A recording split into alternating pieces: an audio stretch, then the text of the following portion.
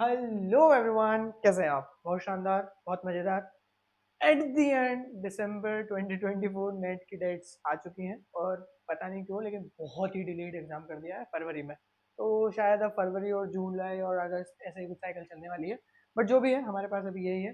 We have good amount of time and this strategy is going to be your life saver. अगर आप ढंग से मेहनत करके थोड़ी सी मेरे साथ काम कर लोगे, for sure you are going to get selected, for sure. ऐसा इसलिए क्योंकि अगर ये वीडियो को तुम ढंग से समझ पाते हो और ढंग से इस पर विचार करके इसको अप्लाई करना सीख जाते हो, पूरी दुनिया में दूसरी कोई स्ट्रेटेजी की तुमको जरूरत नहीं पड़ेगी। आई कैन राइट दिस, ठीक है? मतलब समझ लो इस चीज को, कुछ सोच समझ के बोल रहा हूँ मैं बात। और जब तक वीडियो खत्म होगा तब तक तुमको भी समझ में आ जाएगा कि मैं ऐसा क्यों बोल रहा हूँ। शुरू करते हैं। So the video is all about how we are going to get maximum out of our 65 days which is given to us, है ना? तो हमारे पास 65 दिन का टाइम पीरियड है। This is your 65 days strategies, strategy for CSR net December 2024 and from home from June 2023 SPM fellow. ठीक है? तो मतलब मेरा जो रैंक था वो SPM फेलो के आसपास था जब मैंने जून 23 का अटेम्प्ट दिया था। But as I am not enrolled in any kind of PhD programme, तो मैंने SPM फेलो के लिए या किसी भी फेलोशिप के लिए अप्लाई नहीं किया। Right. So the video is going to be most comprehensive yet applicable plan कि हम किस तरीके से बहुत अच्छे से complete holistic तैयारी तो करें लेकिन वो applicable भी हो। कई बार हम इतना बड़ा प्लान बना लेते हैं कि उसको अप्लाई करना पॉसिबल नहीं होता है, तो वी विल मेक श्योर कि हम वो गलती ना करें।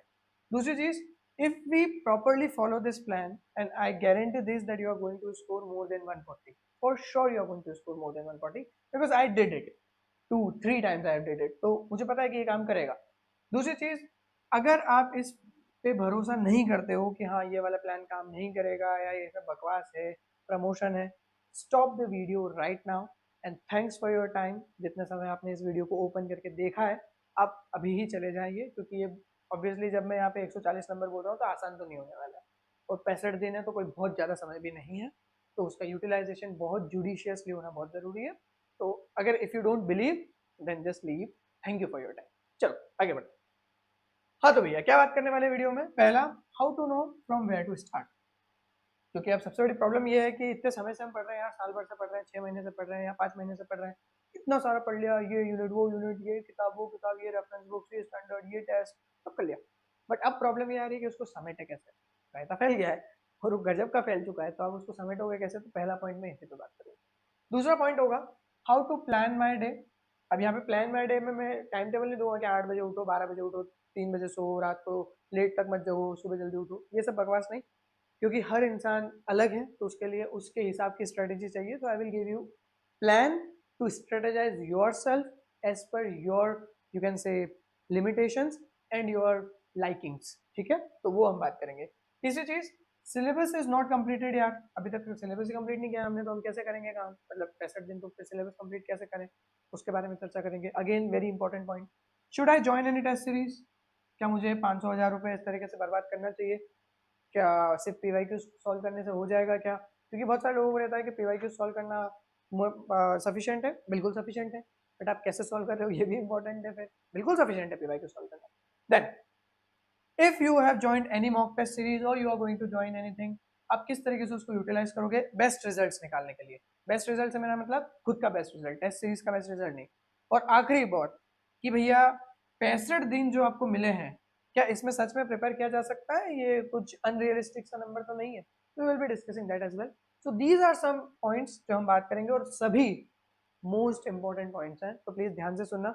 जहां पे तुमको दिक्कत आती है इन चीजों में, वो अच्छे से उसको नोट डाउन करना। पेन पेपर ले लो अभी वापस से, जैसा कि अपन जानते ही है, हर वीडियो में पेन पेपर लेना, अपने नोट्स बनाते चलो।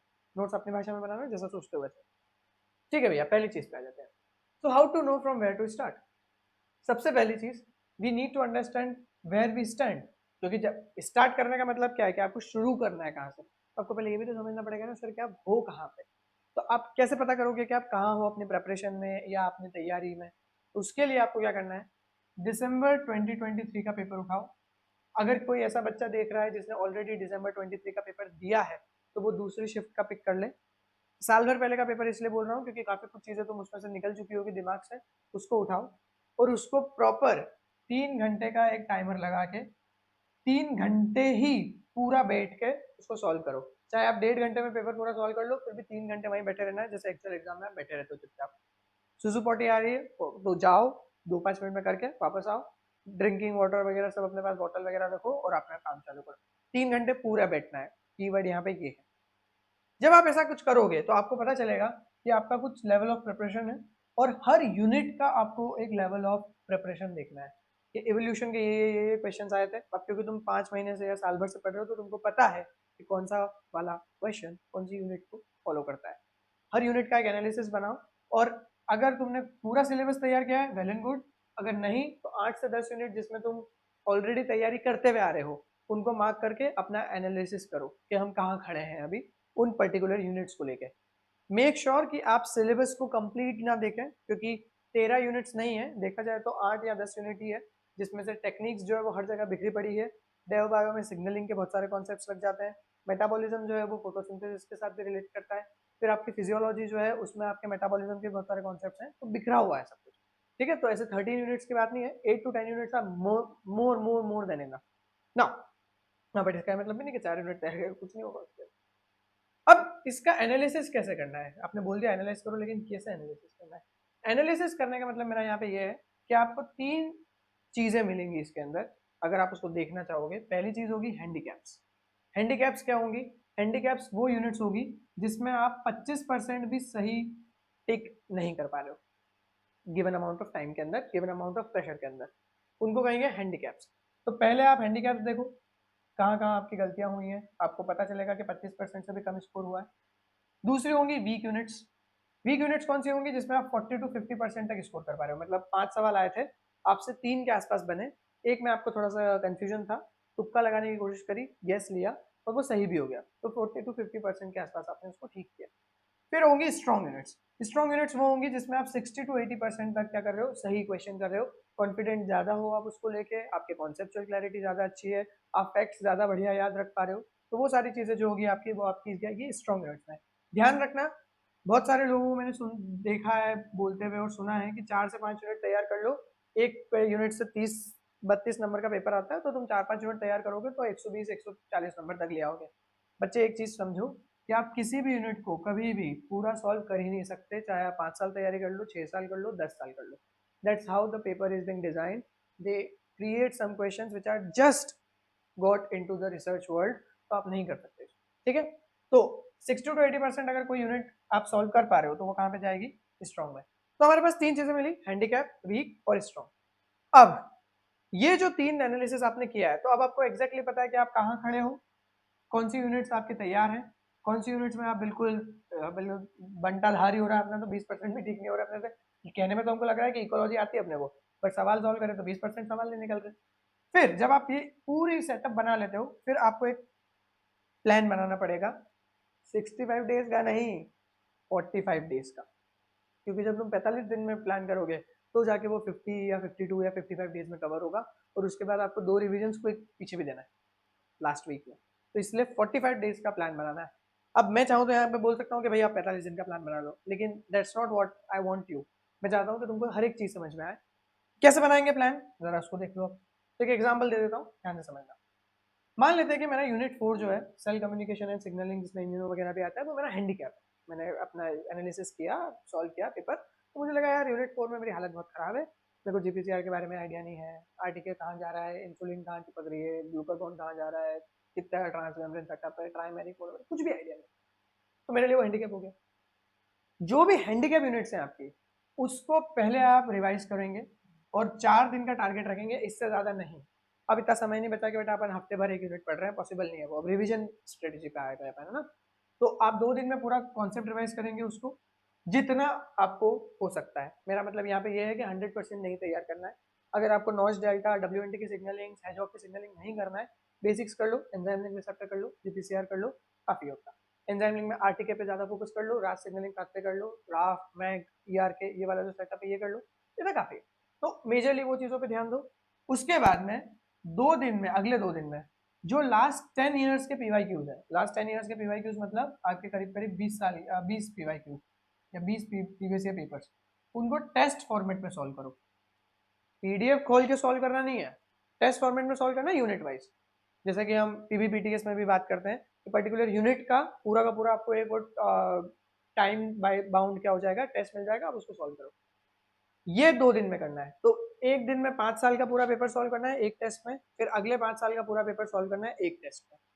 अब क्या होगा इससे, अब आपको यहाँ पे जब आपने रिविजन किए होंगे तो आपने फ्रेश फ्रेश पढ़ा होगा, आप यहाँ पे कनेक्ट करना सीखोगे, फिर आपको अपनी गलतियां समझ में आती चली जाएंगी। तो आपने एक टेस्ट दिया जिसमें आपने 5 साल के पूरे कंप्लीट किए, फिर उसका एनालिसिस करो क्या गलती हो रही है, जो हमने कॉन्सेप्ट पढ़े थे वो हम लगा पा रहे हैं कि नहीं लगा पा रहे हैं।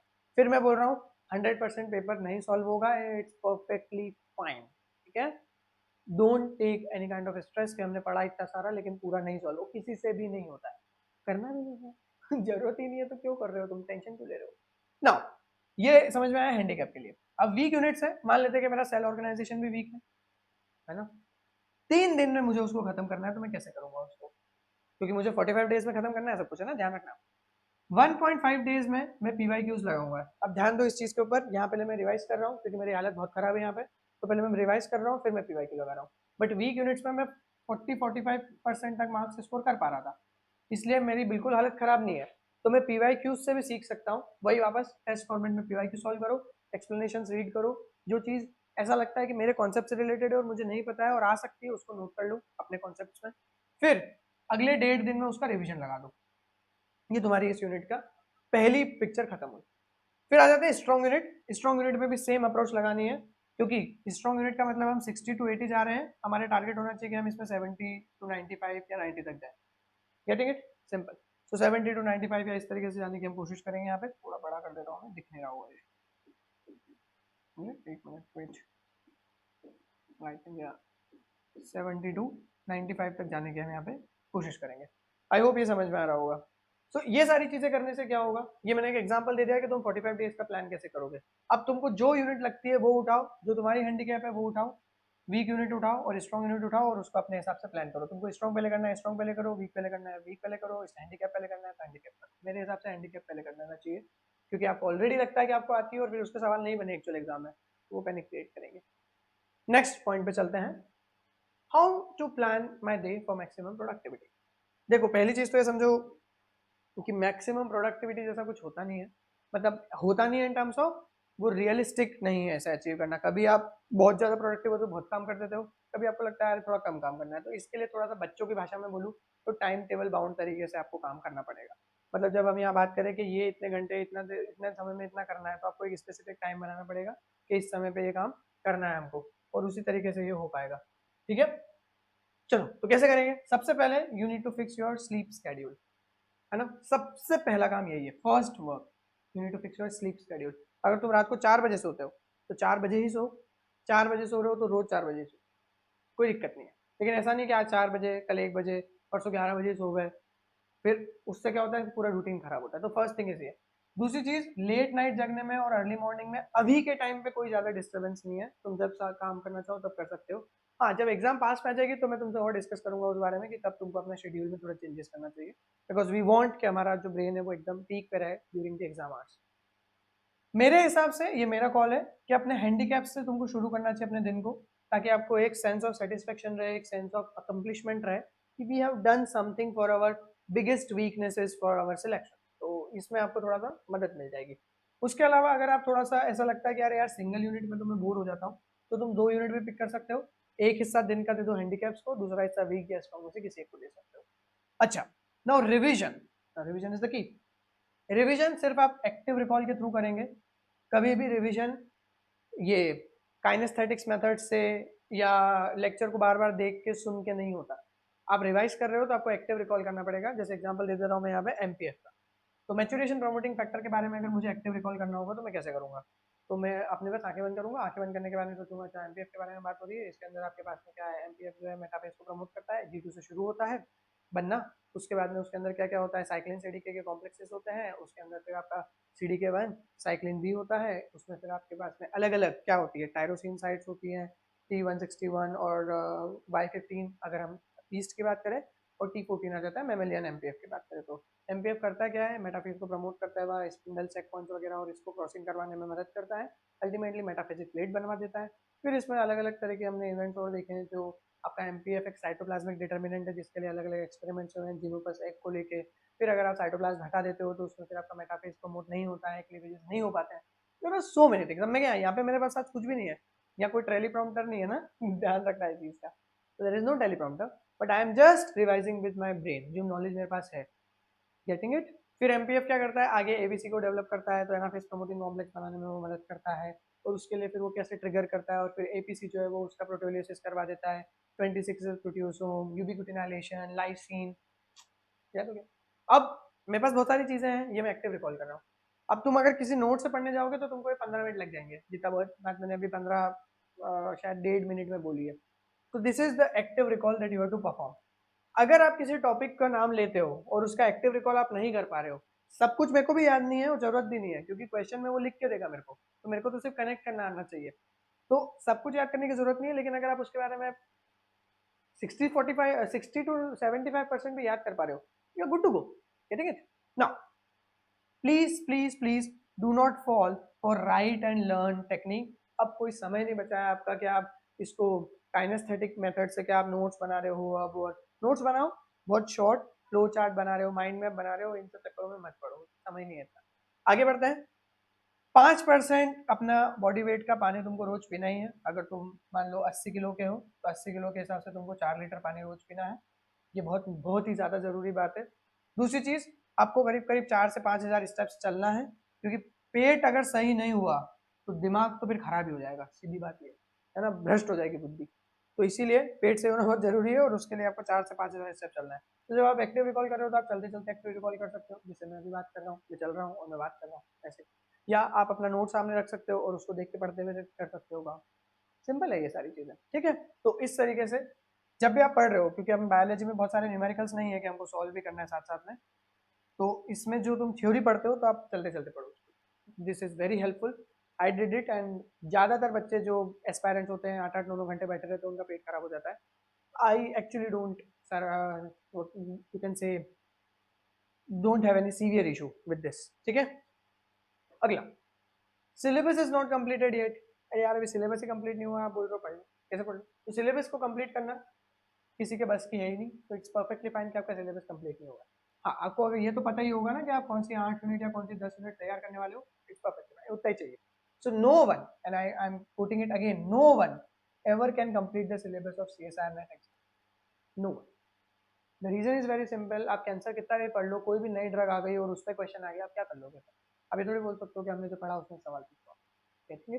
इम्यूनोथेरेपी पे क्वेश्चन चल रहा है, कार्टी पे क्वेश्चन चल रहा है, और आपने कार्टी के बारे में बहुत डिटेल में पढ़ा है, लेकिन अभी कोई नया एडवांसमेंट्स हो गया कार्टी के बारे में, मान लो वो सॉलिड ट्यूमर में भी लगने लगी, आपको पता नहीं था उसके बारे में। एग्जांपल दे रहा हूँ, क्या सॉलिड ट्यूमर को लगती नहीं है वो। सो पॉइंट यहाँ पे मेरा ये है कि कभी भी आप सिलेबस कंप्लीट नहीं कर सकते हो, तो करना क्या है फिर? ये तो आपने बोल दिया, चलो। तो पीवाईक्यूज को फॉलो करते हुए, जैसा कि हमने पीछे हैंडीकैप और वीक और स्ट्रॉन्ग यूनिट्स के साथ किया है, अपने कॉन्सेप्ट्स को उसमें से एक्सट्रैक्ट करो पीवाईक्यूज को फॉलो करते हुए, और उनको बार बार रिवाइज करो। ऐसा नहीं, एक रिवीजन से कुछ नहीं होगा, 3 से 4 रिवीजन चाहिए। फिर कैसे रिवाइज करना वो बता ही दिया मैंने। तो ये 8 से 10 यूनिट का तुम्हारा टारगेट सीधा सीधा क्या बन गया, 45 दिनों में मेरी जो 8 से 10 यूनिट है, पीवाईक्यूज के बेसिस पे जो कॉन्सेप्ट्स निकल रहे हैं, जो बार बार रिपीटेटिवली पूछे जा रहे हैं, थीम्स रिपीट हो रही है, उनको मुझे बार बार रिवाइज करना है। 3 to 4 टाइम्स मुझे उसका रिविजन देने की कोशिश करनी है। 3 to 4 टाइम होगा नहीं, कोशिश बोल रहा हूँ मैं, होगा तो 1 से 2 बारी maximum. Now less is more sir, ध्यान से सुनिए। Less is more, less number of topics which are more repetitive but consolidated well। consolidated well is the keyword। जो भी टॉपिक आप पढ़ के जा रहे हो, फिर उस पर अगर सवाल आ गया तो आपका हाथ या हिलना नहीं चाहिए वहां पे भैया, मतलब वो तो फिर छूटना नहीं चाहिए। 75 में से 20 सवाल बना के आओ बिना एक भी गलती के, 50 सवाल में से 20 सवाल बना के आओ बिना एक भी गलती के, 120 नंबर वही हो गए तुम्हारे। और उसके बाद सेक्शन ए में 5 सवाल बना के आओ बिना किसी गलती के, 130 नंबर हो गए। थोड़ी मेहनत और कर ली, अगर वहां पे 22 क्वेश्चंस तक चले गए सेक्शन बी में, और 22 क्वेश्चन तक चले गए सेक्शन सी में, बिना किसी गलती के 100% एक्यूरेसी की बात कर रहा हूँ मैं, बहुत बड़ी बात है आई नो, तो आपके 140 नंबर 145 नंबर पे आ जाओ। बात समझो, इतना बड़ा टास्क नहीं है, अननेसेसरीली हवा बना रखा है। नाउ एग्जाम्पल दे देता हूँ इसका कि लेस इज मोर का मतलब क्या है। आप मेटाबॉलिज्म पढ़ रहे हो, अब आपने न्यूक्लिक एसिड मेटाबॉलिज्म पढ़ लिया, लिपिड मेटाबॉलिज्म पढ़ लिया, प्रोटीन मेटाबॉलिज्म पढ़ लिया, आपने अच्छे से डिटेल में डी नोवो साल्वेज सब पढ़ा। लिपिड में alpha oxidation, beta oxidation, everything you got it, है ना। पर ऑक्सीडेशन क्या होता है, माइटोकॉन्ड्रियल में क्या होता है, प्लांट में क्लोरोप्लास्ट का कुछ सेटअप होता है क्या, ईआर का कुछ सब पढ़ लिया आपने। बट मेजरली सवाल तो कार्बोहाइड्रेट मेटाबॉलिज्म से पूछे जाते हैं।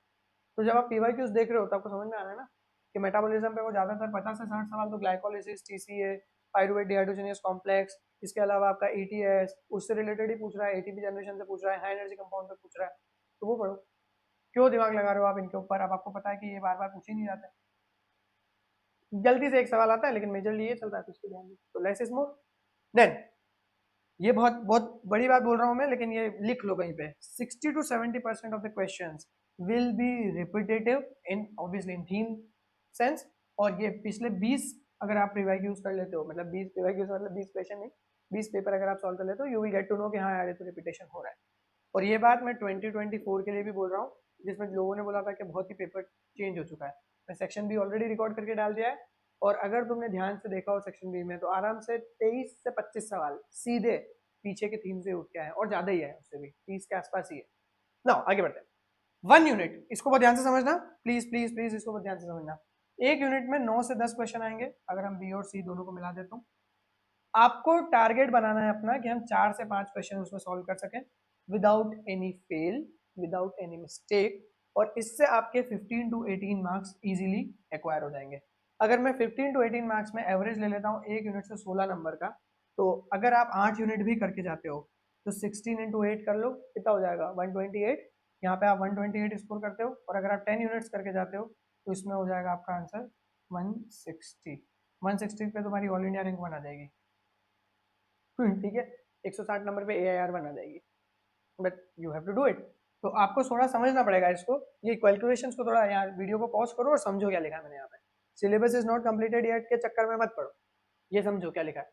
आगे बढ़ते हैं।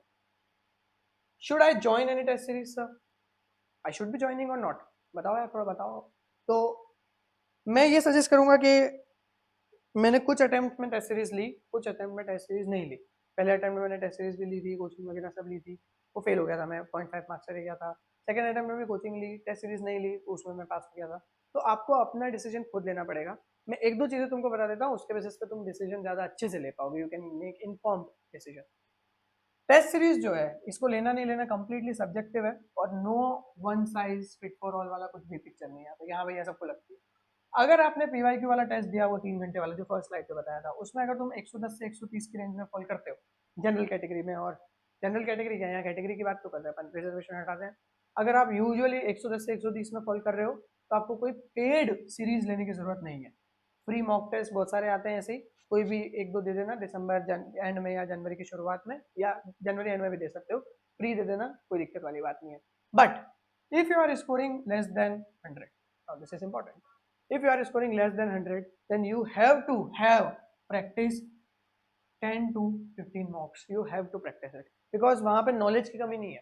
अगर आप 80 से 100 के बीच में आ रहे हो ना, तो आपको आता तो है, आपको लगाना नहीं आता, चीजें दिमाग में है बट वो इम्प्लीमेंटेबल नहीं है, तो वहां दिक्कत होगी। तो ये सेम चीज एग्जाम में भी रिपीट होगी, अगर तुम पहले अटेम्प्ट दे चुके हो तो तुम इस बात को डेफिनेटली मानते होंगे। नाउ टेस्ट सीरीज जो है उसको कैसे पिक करना है, अच्छी टेस्ट सीरीज क्या हो सकती है या कैसे देखे, उसके अंदर 15 से 20 के आसपास मॉक्स हो, क्योंकि हमारे पास करीब करीब 2 महीने का टाइम है, तो हमारे पास में एक अच्छा अमाउंट ऑफ टाइम है, तो 15 से 20 मॉक्स हो। दूसरी चीज, हर एक क्वेश्चन को लेके रिटर्न में डिटेल्ड एक्सप्लेनेशन हो। वीडियो एक्सप्लेनेशन सभी क्वेश्चन के लिए जरूरत नहीं होती है, क्योंकि मुझे लगता है कि आप पढ़ के भी बहुत सारे क्वेश्चन समझ जाते हो, हर के लिए वीडियो एक्सप्लेनेशन की जरूरत नहीं है। पीवाईक्यूज में जरूरी है, क्योंकि पीवाईक्यूज में हिडन कॉन्सेप्ट भी रहते हैं, मॉक में आप रीड करते हो आपको समझ में आ जाता है।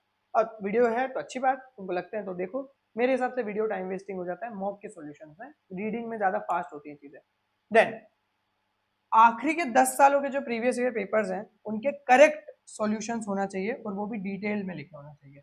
ऐसा नहीं कि इसका सी होता है या इसका ए होता है और एक लाइन में खत्म कर दे सॉल्यूशन, उससे आपको सीख नहीं पाओगे फिर। तो ये सारी चीजें पहले आप एनालाइज करो चीजों में, फिर ज्वाइन करो। एंड आखिरी में लाइव डाउट सेशंस हो कुछ, मतलब 2 या 3 बार आप जो आपको पढ़ा रहा है या जिसके बेसिस पे आपकी टेस्ट सीरीज चल रही है, आप उससे मिल सको मतलब ऑफलाइन नहीं, ऑनलाइन में, जूम वगैरह में। और आखिरी चीज, आपको एक्चुअल पैटर्न पे बेस्ड क्वेश्चन पूछे जाए। जैसे रैंडमली के कोई लेनिंजर का पैराग्राफ उठा लिया, उसको कॉपी पेस्ट मार दिया, उस पर रैंडमली ऑप्शंस बना दिए और बस वो आंसर कर दिया कि भैया ये ऐसा नहीं होना चाहिए। It should be scenario based, it should be graph based, it should be research based, it should be you can से सैम्पल बेस्ड। इस तरह के क्वेश्चंस जो यूजुअली अब आने लगे पिछले 1-2 सालों से, तो वो सारे पैटर्न्स इसमें कवर होना चाहिए। ये सारी चीज़ें मैंने पीवीपीटीएस में कोशिश करी है कि हम लोग जो हमारी टीम है वो सब इसको करें 2.0 में और ज़्यादा बेटर तरीके से इसको कवर करें। तो ये सारी चीज़ें मैं पीवीपीटीएस के लिए एक एक्चुअल वीडियो बनाऊंगा, तुमको बहुत अच्छे से समझाऊंगा उसमें ये क्या है, तो कुछ दिखाऊंगा यहाँ पे। फिर टेस्ट सीरीज जो है उसका काम क्या है, ये बहुत इंपॉर्टेंट है। टेस्ट सीरीज का सिर्फ एक ही काम है कि एग्जाम जैसी सिमुलेशन देना आपको, मतलब एग्जाम में जो सिचुएशंस होंगी या जो चैलेंजेस होंगे वो आपको देना, दूसरा कोई काम होता ही नहीं है टेस्ट सीरीज का। ठीक है, there is no other work than these, you just need to be simulated. आपको वही सिचुएशन वही चैलेंजेस मिलना चाहिए। तो अगर ये सारी चीजें नहीं होंगी तो फिर आप वो चैलेंजेस पिक ही नहीं कर पाओगे। ठीक है, आगे बढ़ते हैं।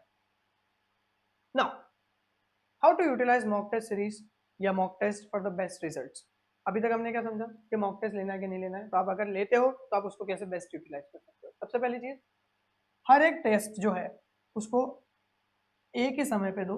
अगर शेड्यूल्ड है टेस्ट और एक समय पे बंद होता रहा है तो कोई दिक्कत ही नहीं है। शेड्यूल्ड नहीं है और आप अपने स्केड्यूल या शेड्यूल के हिसाब से दे रहे हो, तो एक स्पेसिफिक टाइम बनाओ और कोशिश करो कि वो जो टाइम हो वो एक्चुअल एग्जाम के टाइम के आसपास हो। जैसे दिन में 10 से 1 दे दिया, 2 से 5 दे दिया, या सुबह 9 से 12 दे दिया, इस तरीके के जो यूजुअल आपके एग्जाम टाइम्स होते हैं। दूसरी चीज, एक रिपोर्ट आपको हर बार बनानी है हर एक मॉक टेस्ट के लिए, मतलब you have to make a report of every mock और उसके अंदर 4 चीजों पे फोकस करना है जब आप रिपोर्ट बना रहे हो। तो पहली चीज, कौन सी चीजें हैं जो मैं भूल गया या भूल गई। एग्जाम्पल के तौर पे मेरे को सी एलिगेंस में CED9 प्रोटीन का फंक्शन समझ में नहीं आया जब अपोप्टोसिस पे क्वेश्चन पूछा गया। बाकी मुझे आता था CED9, CED4, CED3, GL1 सब पता था, बट उस दिन याद नहीं आया। I forget the thing, I need to revise it. ठीक है, I don't know the things, वो वाली भी एक चीज होगी, डोंट नो।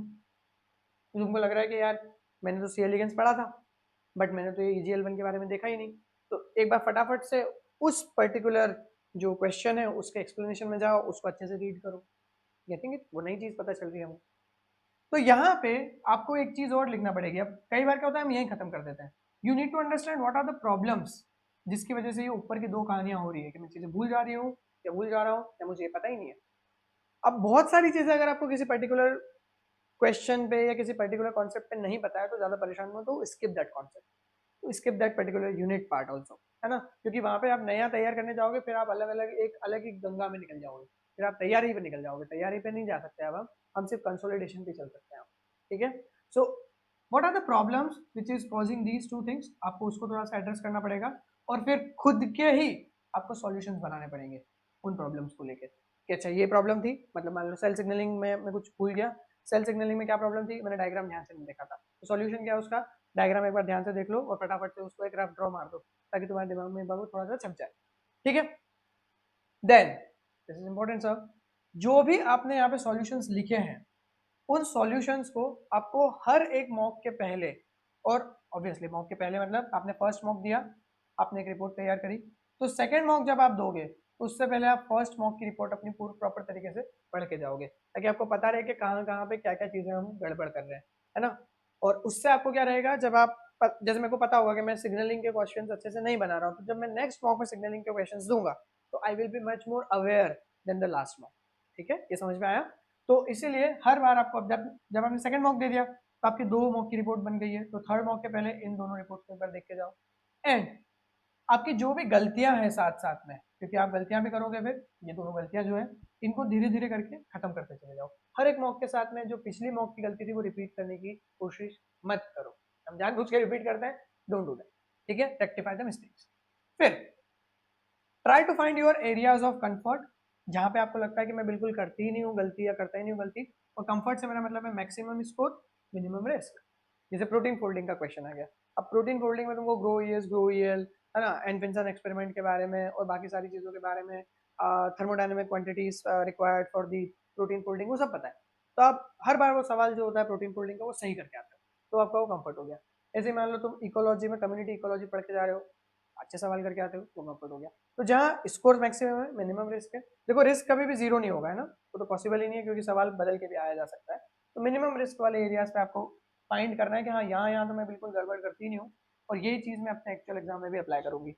एंड आखिरी चीज, always think this mock which is I am giving right now is my last attempt to improve. This is very important sir, very important. हम क्या करते हैं ना, हम मॉक टेस्ट को मॉक टेस्ट की तरह ही ले लेते हैं और उससे हम सीखते नहीं है। फिर जब 10 12 15 टेस्ट तो दे देते हैं अपन कहने के लिए, लेकिन जब हमारी एक्चुअल एग्जाम आती है तो हम उन चीज़ों को इम्प्लीमेंट ही नहीं कर पाते हैं। जो हमने रिपोर्ट भी करी होती है वो भी इम्प्लीमेंट नहीं होती है। तो you have to be consistent with the report making. Also you have to be consistent with catalyzing your you can say better things while eliminating the worst or not that good things. ठीक है, गलतियां जिसको हम बोल रहे हैं। आखिरी चीज, क्या 65 दिन इनफ है प्रिपरेशन के लिए? इसका दोनों आंसर है, यस और नो। किन लोगों के लिए यस है, जरा इसको देख लेते हैं। अगर अगर आप PYQ जब आपने लगाया है 2023 वाला जो फर्स्ट स्लाइड पे कहा गया, उसके अंदर 60 to 80 मार्क्स तक आप जा पा रहे हो, तो आपको बिल्कुल ये अटेम्प्ट दिया जा सकता है और आपके 65 डेज, लिटरली मैं लिख के दे रहा हूँ ये बात, it is guarantee that you can do it provided the condition you need to believe in me a bit and follow the protocol or process exactly what I do। जैसे मैं बोल रहा हूँ वैसे ही करना है, कुछ अलग से नहीं करना है ना। तो 60 to 80 मार्क्स इन PYQs अगर आ गए तो बढ़िया। 3 यूनिट आपके कम से कम जो होना चाहिए वो स्ट्रॉन्ग होना चाहिए, जिसको आप स्ट्रॉन्ग यूनिट बोल रहे हो। मैक्सिमम 3 हैंडीकैप से ज्यादा नहीं होना चाहिए। मतलब जब आप बोल रहे हो कि मैंने 8 यूनिट तैयार किए, तो 5 यूनिट आपके वीक और स्ट्रॉन्ग में जाए कोई दिक्कत नहीं है, 3 इधर आना चाहिए, 2 इधर आना चाहिए। इस 8 में 3 से ज्यादा अगर हैंडीकैप है तो फिर दिक्कत है। फिर इतना समय है नहीं हमारे पास कि हम तैयारी कर सकें। आप अपने हैंडीकैप्स को कंप्लीट करें दिसंबर के एंड तक। 3 हैंडीकैप जो आपके हैं उनको आपको एनी हाउ दिसंबर के एंड तक कंप्लीट करना ही पड़ेगा बच्चे। और इसके साथ में आप वीक यूनिट्स को चलाएं ताकि आपका फटाफट फटाफट वो पोर्शन कंप्लीट हो जाए जो आपका स्ट्रॉन्ग नहीं है। स्ट्रॉन्ग तो वैसे भी स्ट्रॉन्ग है तभी उस पर इतनी ज्यादा दिक्कत नहीं है, लेकिन ये दोनों फंसा देगा बाद में। आखिरी चीज, वो लोग जो बिल्कुल भी घबराते नहीं है या उनको कोई शर्म नहीं आती है कि यार अभी तो हमारा सिलेबस कंप्लीट नहीं हुआ है तो हम कैसे मॉक टेस्ट दे दें, तो 20+ मॉक टेस्ट देने में उनको कोई शर्म नहीं है और उनसे सीखने में भी उनको कोई शर्म नहीं है। गलतियां करने से नहीं डरते हैं वो लोग, सिर्फ वही इस अटेम्प्ट के लिए अपने आप को एलिजिबल समझे।